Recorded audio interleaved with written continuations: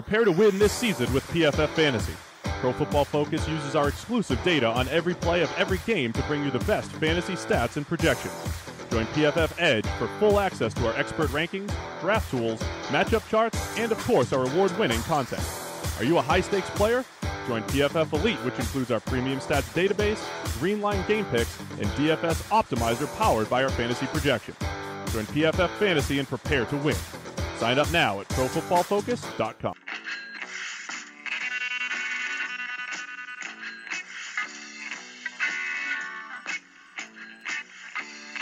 You've tuned in to the 49ers Rush podcast, and here is your host, jl-chapman. All right, 49ers fans, today is cut down day. Probably, it's one of my least favorite days of the calendar year. It just sucks. So many guys work so hard, and unfortunately, for probably about 90% of football players, this is how their career ends. Just being cut off of a roster, doesn't go out on the field like, we see in Jeremy Maguire or whatever. It goes down like this. So we have wrapped up the first round of initial cuts. The 49ers had a 53-man roster as of now. And even more bad news, Jerick McKinnon is down. We have not gotten results for that yet, but we're going to go over all that, practice squad candidates, and even a little Khalil Mack flirtation. What's going on there? So we're going to break down all of those things. And the first thing I want to talk about is Jerick McKinnon. So the last play of practice, it just seems to be the way it goes. Non-contact cutting injury. He goes down and grabs his knee immediately. Kyle Shanahan came out and said, we're very, very nervous about it. If you were to predict what it is, it's probably 95% an ACL tear whenever it's a non-contact and he's grabbing the knee. And whenever he goes down again, we had an issue with Jerick McKinnon just a couple weeks ago whenever he went down on non-contact injury, but he popped up immediately, was able to walk it off, and it ended up being a calf strain. He gets cleared. They're preparing for week 1 versus the Vikings, and then this happens. This is rough. This is a bad one. So we can hold out hope. The MRI has not come back yet. But again, in situations like this, you can almost always tell whenever it's an ACL, and this has the recipe for exactly that. And if that's the case, man, that big money purchase is done for the year. So what are we going to do next? What does that look like? Because as of right now, it's down. We've got 2 guys fighting for a spot right here, and Alfred Morris, the newly signed guy, and Matt Breida. Now, understand, we still have Raheem Mostert, and he's still there, but that's it. We do not have what Kyle Shanahan needs. That is the problem. Mostert is the closest thing to a third down back. Breida, a below 50% catch rate. Alfred Morris has never been good out of the backfield receiving the ball. So do we just cut half of our playbook? I don't think so. I think we will bring somebody in for sure, and Kyle Juszczyk could get even more playing time. But I think what we will do, I do think that we will add somebody. I think somebody like Akrum Woodley, the Titans just released him. He is a third down back, kind of smaller guy. It's something like that. I think we're going to pick up somebody here or sign somebody. So there's going to be an addition here, but who knows? But as of right now, my guess, the first running back out game 1 for the first snap is going to be Alfred Morris, but I do think Matt Breida gets more snaps in the first game, and probably for the season as well. If you remember, we had Matt Breida tied up as our basically starter/backup, and Alfred Morris was just sitting on the couch somewhere. So Alfred Morris looked great, and it's possible, but I know what Kyle Shanahan wants to do with this offense. That is going to be severely limited without Jerick McKinnon. I could see us trying to make a deal for some team's third running back and seeing what we could get, and I would be so happy with that. Somebody like, I don't know, just off the top of my head, somebody like a Duke Johnson. Capri Bibbs did just get cut. I understand that he is nowhere in the caliber of Duke Johnson. However, he is free, and he has been with this coaching staff before, and he would fulfill that third down role. So there's going to be some movement there. John Lynch is not just going to sit back and say we're happy with what we got.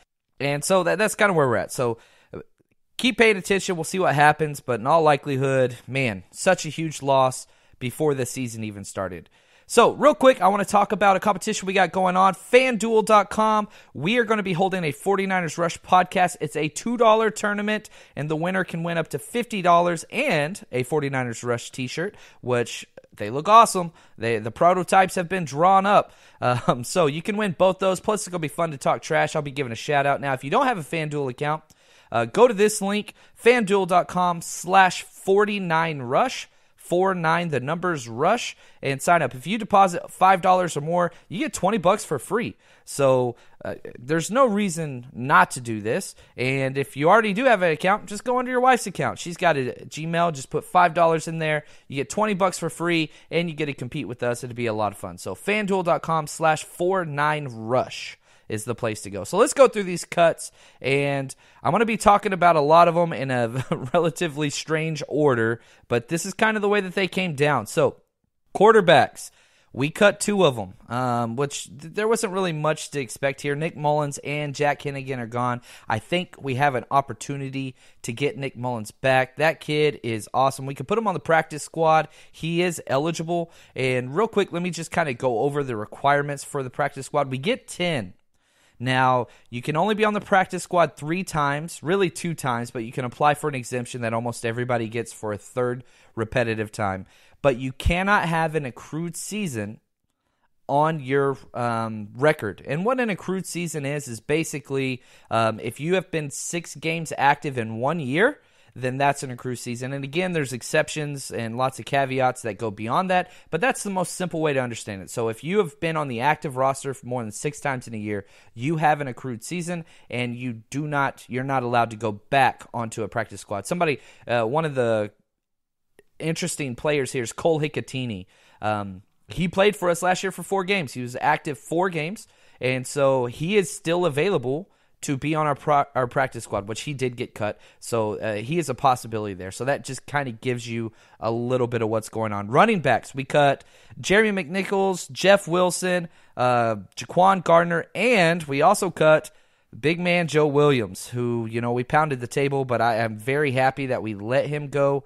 I was not a fan of what he brought to the table. He's got to learn what it means to be a pro. I wouldn't be surprised if Jeremy McNichols comes back on the practice squad, however, because again, he's never been active for a game. He was on our practice squad last year. If you remember, he was drafted by the Bucs. I think we could bring him back now. Now, the problem is with Jeremy McNichols, man, he looked really good out of the backfield. And I do think that we would bring him back before Joe Williams. I saw a lot of people on Twitter say, well, let's bring back Joe Williams. No, I don't think so. I think we bring back McNichols over him. I really, really do. The fullback, Malcolm Johnson, is gone. Cole Hikatini, as I said earlier, was cut as well. So was Ross Dwelly. He is gone as well. Wide receivers, we got Aldrick Robinson, Aaron Burbridge, and Stephen Dunbar. Now, I do think Stephen Dunbar will be brought back on the practice squad. He looked very, very good. He is a guy that is definitely available for that, and Ross Dwelly, again, as I said. Now, linemen, man, we cut a lot of them. Andrew Lauderdale, Coleman Shelton, Najee Torin, J.P. Flynn. Man, our backups, these guys weren't very good, but we got to get somebody working through our ranks in our scheme. I think that will be J.P. Flynn to be brought back to the practice squad. And again, we also cut Chris Gonzalez. I don't think we'll see him again. Now, defensive line, probably the deepest unit outside of pass rush. If you eliminate that position, the defensive line is definitely the strength of this team. Will Sutton, man, Jeremy Ntachu, that was a big shocker there, but it seemed like we valued Ronald Blair over Jeremy Ntachu, and so we kept Blair because he offers versatility. He can play up and down the line, which again, this coaching staff and front office from day one, versatility is key. And, if we go back to kind of the big cuts, and I'm sorry, I left off Jonathan Cooper, our offensive guard. That was a huge one. That was an absolute huge one. We paid him $2 million to come in. And he started all last year for the Cowboys, but he couldn't get healthy. And I really do believe when Josh Garnett somehow got healthy, all of a sudden his knee seems fine now, that made him expendable. We were not going to keep 2 of those guys fighting for that job if they cannot play center. Jonathan Cooper can't play center, so we went without him. And I'll be going through our actual roster here pretty quickly to summarize all these spots. But anyway, D-line, Chris Jones, Niles Scott also gone. Peta is gone. Oh, Peta is gone. It breaks my heart. I love this kid. I wish we could get him back, but I don't think it's going to happen. Corey Toomer, the veteran, is cut as well. Corners, we let go Emmanuel Mosley and Tavarius McFadden. Now, McFadden, he is the huge he was the number one undrafted free agent by a lot of people's accounts, and I think he will come back on our practice squad or be picked up by somebody else. There's a strong chance that this kid is picked up. There are about 5 teams that run very similar defensive schemes as we do, and they value that super big corner, and he has that. And the talent is there with ball skills. But, man, we actually have a super deep secondary, especially at the corner position. I'll go through that here in a second, and, you'll understand why. We also cut Dexter McCoyle, Anton Exum, our backup punter, Jeff Locke. Now, a couple other guys just that kind of rolled in as well. Tyvis Powell, I really thought we were going to keep him because he went from corner to strong safety and was kind of playing for that backup spot. But it seems like what we're going to do there, we're going small. We're going small there. It's going to be DJ Reed and possibly Jimmy Ward backing up Jaquiski Tart, which I hate. I can't stand it, but it's what it is. Darrell Williams, gosh, man, he was the tackle was just trash. Wes Saxton was gone, and Pace Murphy, he's possibility could come back. But those are the cuts. Now let's go through. I want to pause and go through our actual roster and just talk about the numbers that we have at each position and just break that down. So let's start with the defense first, and let's go defensive line. Now this is where it gets kind of shaky because there's so many different positions there. But DeForest Buckner, Solomon Thomas, Eric Armstead, Cassius March. There's a strong chance those are going to be kind of our starters in our pass rush situation. And our 2 nose tackles, Earl Mitchell, DJ Jones. And then our 3 backup players along the front line, Sheldon Day, who just balled out. I didn't think that he was going to make this roster initially, but he has earned it. Ronald Blair, who can play everywhere. And then Julian Taylor, the surprise 7th-round pick that just kind of balled out. And he's just going to have kind of a redshirt year. As long as Eric Armstead is healthy, Julian Taylor probably won't get in very much because I think Ronald Blair will get those snaps before him. But Julian Taylor's ceiling, man, there's a lot to like there and a lot to see. Linebackers, Malcolm Smith and Mark Nazocha. Also, Fred Warner, Elijah Lee, man, snuck in late, and absolutely great. I'm very, very happy that this kid made the roster.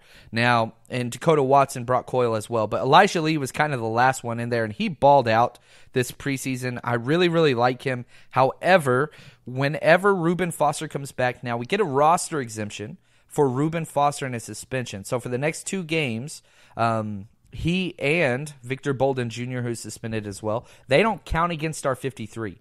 But once their suspensions are up, we have to make cuts to bring them to our roster. And I think Elijah Lee and Dakota Watson are kind of fighting for that spot. The difference is Dakota Watson can be the backup Sam player, but Brock Coyle can do that as well. So we'll just have to see what happens there. But I love our linebacking core. Now, corners, we kept 6.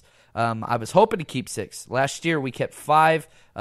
So here we go. We got Richard Sherman and Akilo Witherspoon. They are starters on the outside. Kwan Williams is going to be the starter in the slot.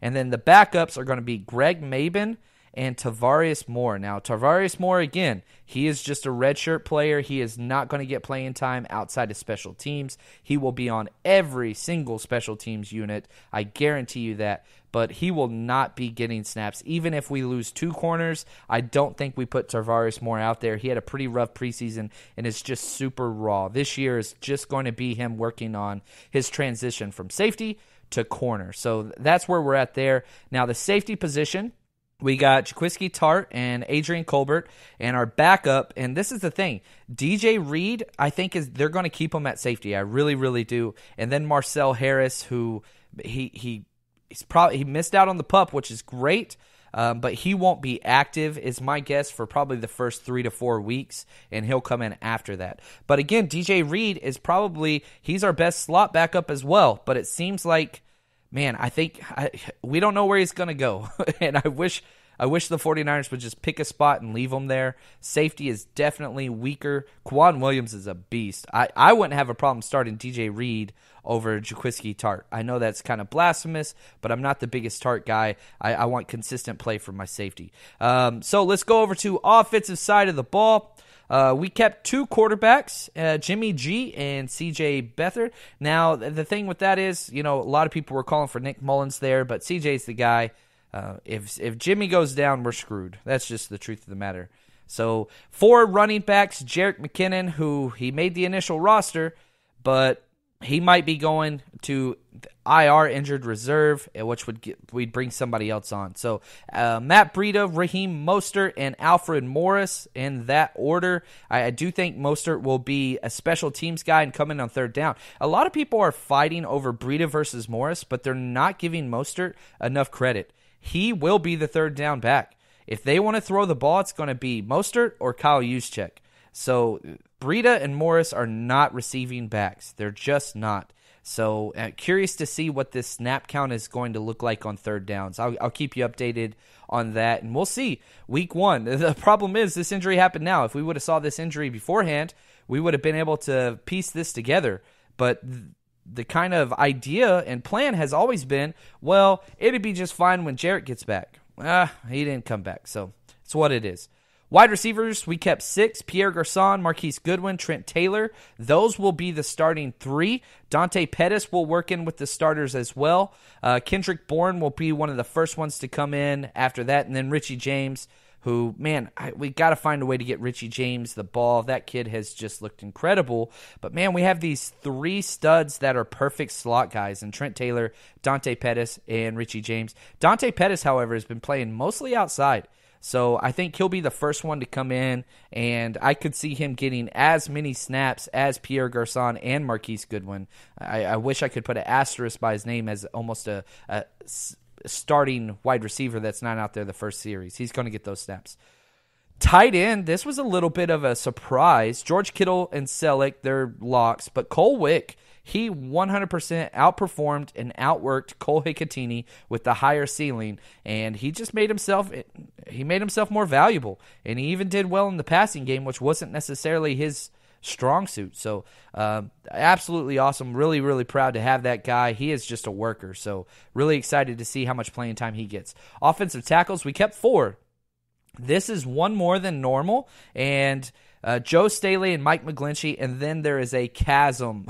There's a huge drop-off on what we are going to do there. So Garrett Gilliam is going to be our backup swing tackle, but he's having lasting concussion issues. So we reach out and we trade with the Cleveland Browns, for Sean Coleman, more yuck.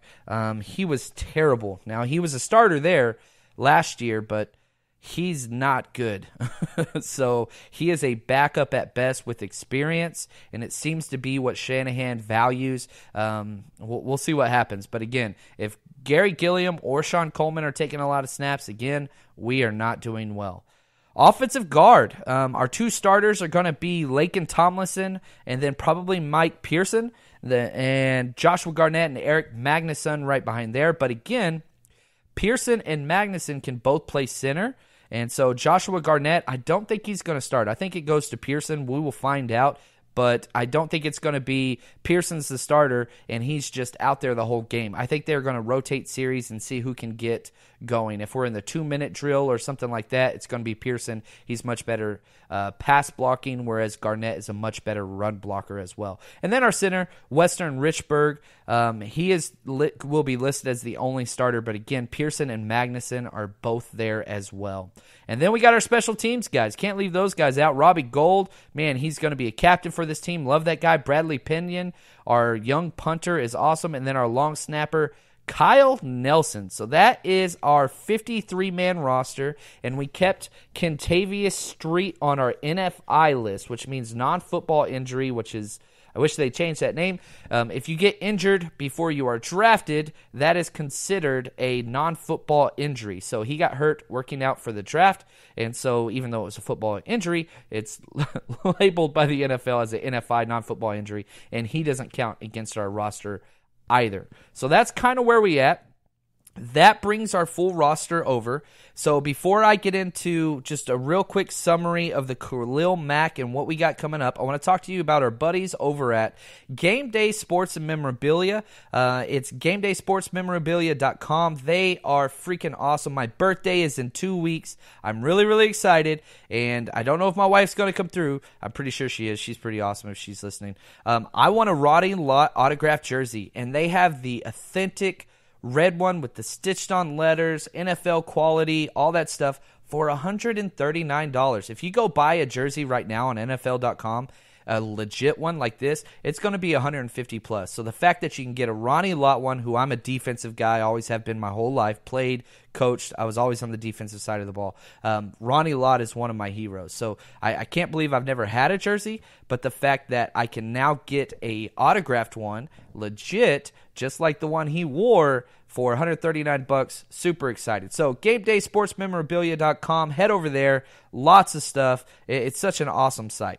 Now, again, a couple guys that I think will be on the practice squad, just going through these names again for you: Nick Mullins, Jeremy McNichols, Dunbar, Ross Dwelling, or Cole Hicatini, one of those tight ends, J.P. Flynn as well. I would like to get McFadden on there, but part of me says he's going to be snatched up by another team. I really do. Pito will not qualify. I wish we could keep him there, but that's kind of where we are, and then we're going to be claiming some other people off of other rosters to fill those spots, some defensive guys. My guess is it's going to be kind of those hybrid defensive end pass rushing specialists that got waived with injuries or whatever else. Those are going to be the guys we're bringing in. Again, we get 10, so that's what's going to happen. Now, also, I want to talk about this Khalil Mack stuff. So, the Raiders, for some reason, decided to trade away the best player they've had in probably a decade, and they traded him to the Bears. Now, that doesn't concern us, but what does concern us is this. The 49ers and John Lynch were actively pursuing this deal. We wanted him on our team. Now, the cost was a lot. 2 firsts and a third rounder. And what they got back was, 2 firsts, a third, and a 6th rounder. And what they got back was Khalil Mack and a 2nd rounder. So very glad we didn't pay that, because then on top of that, they just re-signed him for a huge deal, $23 million a year for 6 years. So not only are you giving up all this draft capital, but then you got to pay him as well. So it's not like free agency, it's worse than that. But just the idea that our front office is always trying to be involved actively in these great stills with great players, it says a lot. I mean, if you go back to, we tried to trade for Tom Brady before we got Jimmy Garoppolo. John Lynch actually asked, what would it cost to get Tom Brady? And Bill just kind of laughed at him. But this is our front office. We're not leaving any stone unturned. We are constantly trying to better this squad, and I like that we're going after that. And I think it says something about our pass rushing. There's no doubt. Pass rusher and guard play are the 2 biggest weaknesses on this roster. And if Jerick McKinnon's down, you could probably say running back as well. So that's kind of where we're at with that. But just something that I thought was interesting. The fact that he's trying to go get this guy says a lot. Now, I got a fun episode, and we're going to be bringing you guys something new this year to the 49ers Rush podcast. We're going to do an entire scouting episode of our enemy, of our opponent each week. And so our stat man at Cadeau Clayton, Cadieux Clayton, is going to be joining us. So each week he is going to create a scouting report, which, I used to do whenever I coached, and we would go through and we'd scout best player, weaknesses, where we can exploit things, what we need to watch out for, and just things like that. So he has been working his tail end off for us in the 49ers Rush podcast. We appreciate him so much. He's going to come on and represent our opponent each week as we break down this team. So stay tuned. We got a lot of stuff coming your way. We got one more week, and the regular season is here, and we want to prepare you and make sure that you know what's going on with the opponent. And again, if you haven't already, head over to FanDuel.com/49rush. FanDuel.com/49rush. Let's have some fun, and who knows, maybe you guys can teach me how to play some DFS and take my money. That's what it's there for. So stay strong, faithful, and, man, hope for some good news on Jerick McKinnon.